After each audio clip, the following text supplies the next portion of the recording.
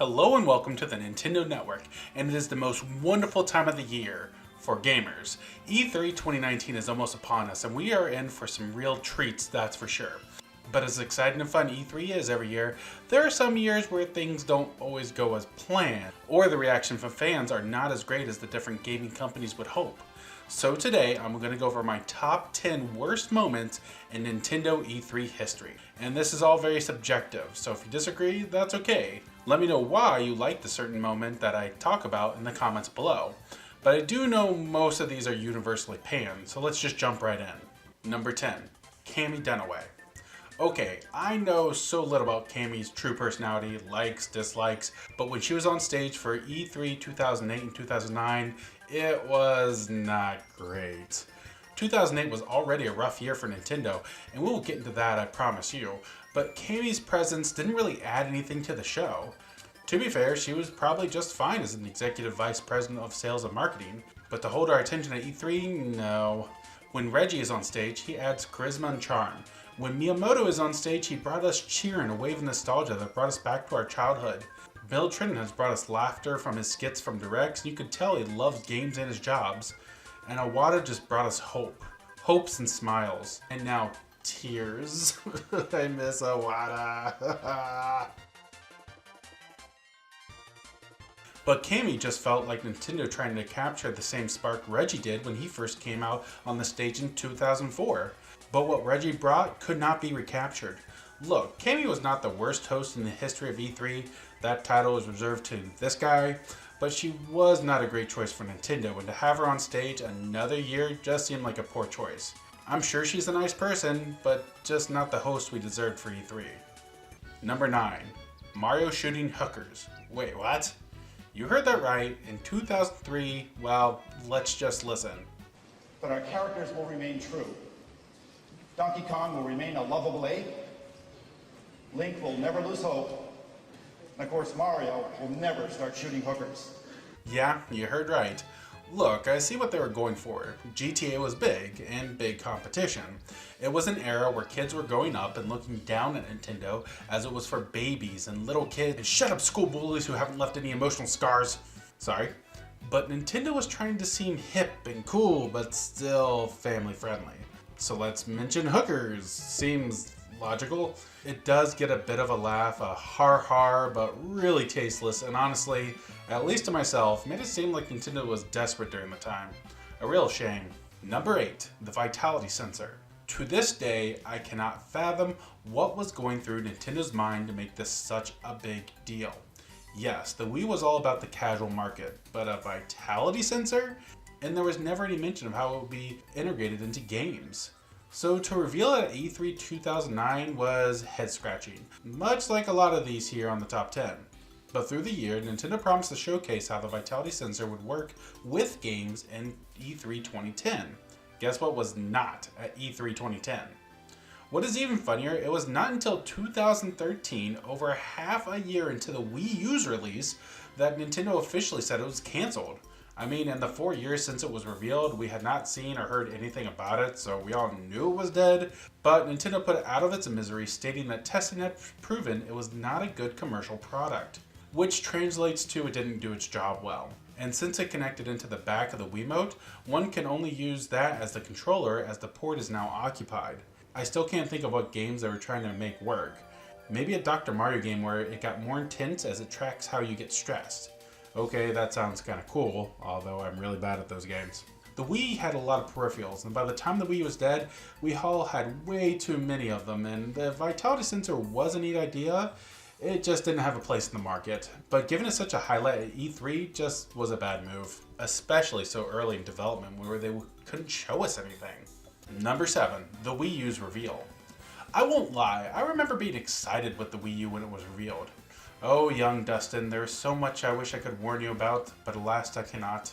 I think partly because at that point, not much was happening on the Wii first party wise, and I was on a 360 achievement kick, and I just wanted something new Nintendo. But I remember rewatching the reveal a week or two later, and although still excited for something new, I did feel a little empty. One reason I started to lean away from the Wii was the feeling of way too much casual love. Not that that's a bad thing, but unlike Thanos, Nintendo wasn't thinking about balancing the casual player and the longtime gamers. Mostly because the casual players were bringing in tons of money for the Wii, but it really felt geared towards the casual. The only thing that gripped me was the Zelda teaser, which I knew wasn't a game and just a tech demo thing, but the idea of quickly changing my equipment was awesome and was great in Wind Waker and Twilight Princess. But it would be another year and a half before the Wii U even came out, which didn't help things. And I could go into the market confusion of the casual crowd, not sure if it was a controller add-on or a new console, but that's for another video. I can understand the casual crowd's confusion, but I've seen lifelong gamers claim they were confused too, and I honestly don't buy it, and I feel they are just trying to get on the hate Wii U train. The reveal was too soon. If they would have waited until the next year to do a full blowout and show off Nintendo Land with it to prove how it works, I think the reveal would have been so much better. Side note, Nintendo Land is amazing. Luckily, Nintendo has learned from their mistakes, and from reveal to release, it was like 5 or 6 months for the Switch. But this reveal was just the beginning of a downhill era for Nintendo. It unfortunately makes it perfect for this list.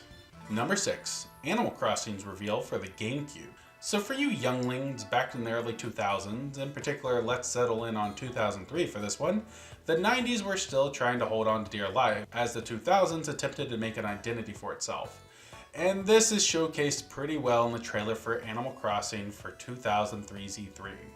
Let's just start off by saying I will be uploading this by itself to YouTube to watch. It's about 5 minutes or so, and it's worth it for the cringe at times. This kid is not bad, but I feel like I was watching a Disney Channel show. Also, he apparently not only walks around his house with the GBA to GameCube cable in his pocket, but an e-reader as well. See, that was the problem in high school. I didn't walk around with my e-reader.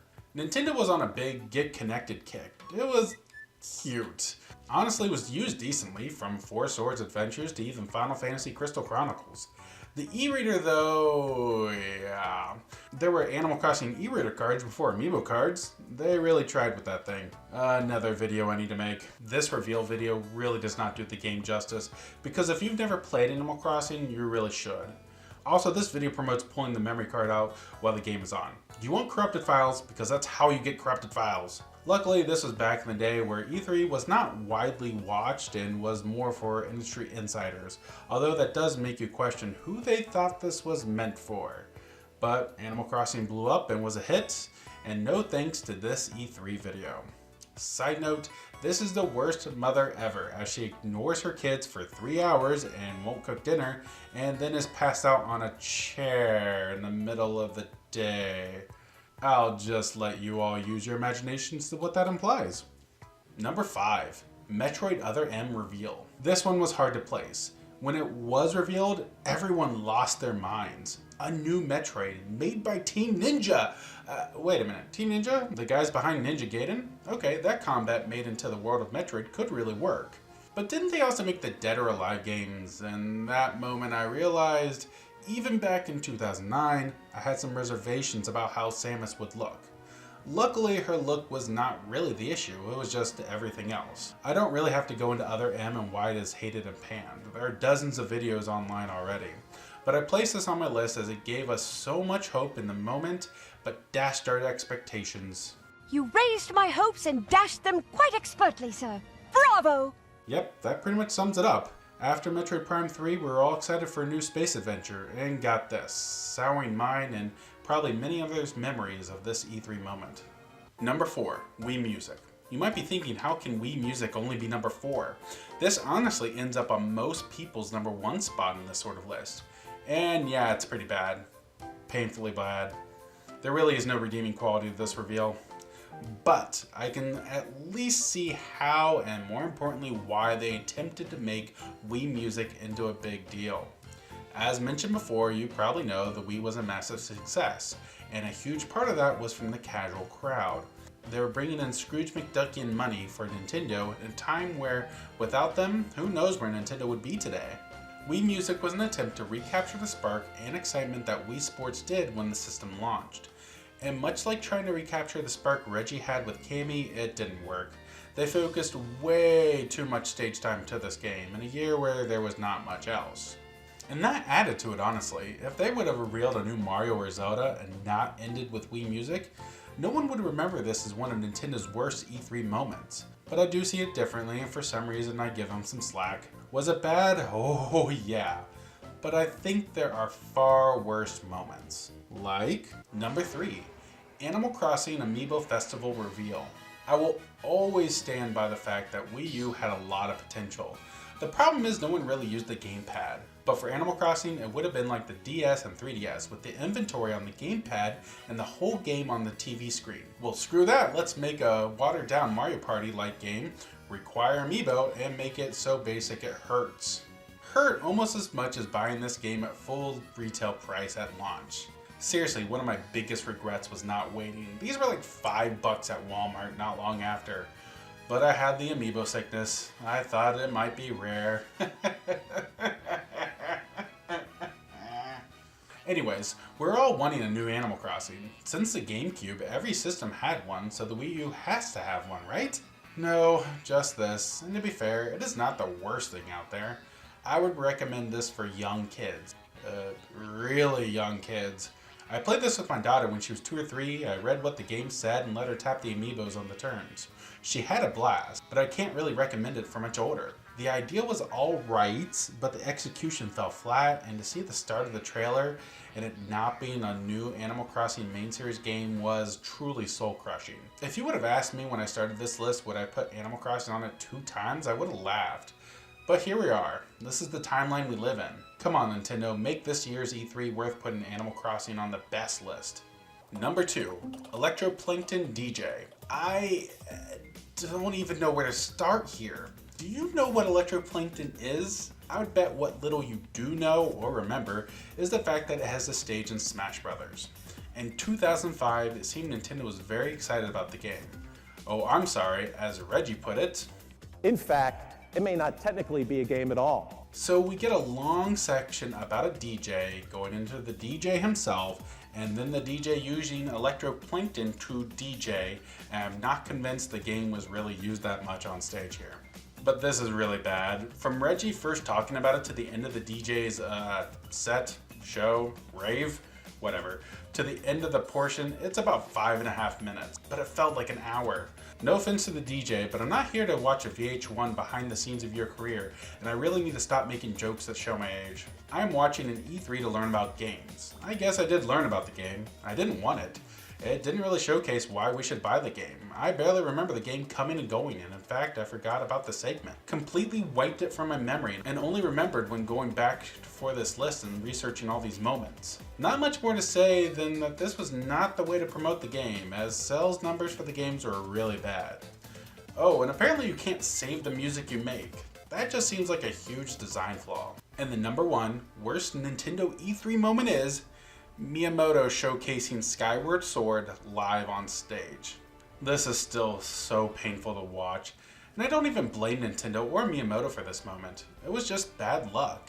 If you're not familiar with this moment, at E3 2010 we got to see Link's newest adventure, Skyward Sword in action. This really was going to be the swan song for the Wii. One last huge title, and a Zelda one no less. A great way to bookend the life of the Wii. Start with Twilight Princess and end with Skyward Sword. But for some reason, whether it be too many other signals in the arena where they were showcasing it, an issue with the hardware, or something else, it didn't have a great first showing. Which is sad. Although not the greatest Zelda game, Wind Waker is the best. Skyward Sword was enjoyable, and the motion controls weren't nearly as bad as they were showcased here. It was just hard to watch, and it really hurt Nintendo, that's for sure, as they were going to be entering a hard era, and a huge swan song like a Zelda game could have made it a little bit easier. I also believe that this was what caused Nintendo to start doing digital events for E3, so they could have a much more controlled environment. I can't find anything to back this up, but it seems likely. And that is my top 10 lowest Nintendo E3 moments. Even among the worst Nintendo has offered us, there can be some things that are very amusing. Wii music is painful and amusing even all these years later. The Animal Crossing introduction is like a bad Disney Channel show and watch ironically, but secretly enjoy, but you must never tell your friends. And even in the moment, Metroid Other M had us all excited. Let's just hope in E3 2019, no other moments make it to this list. But later this week, you can watch the top 10 best Nintendo E3 moments right here on my YouTube channel. Stay tuned. Thank you for joining me here at the Nintendo Network. What are some of the worst Nintendo E3 moments that you remember? Let me know in the comments below. If you like this, make sure to hit that like button and subscribe. And if you feel like it, maybe help me out on Patreon. Now if you'll excuse me, I have to get ready. E3 is almost here, and I think I have a lot of work ahead of me.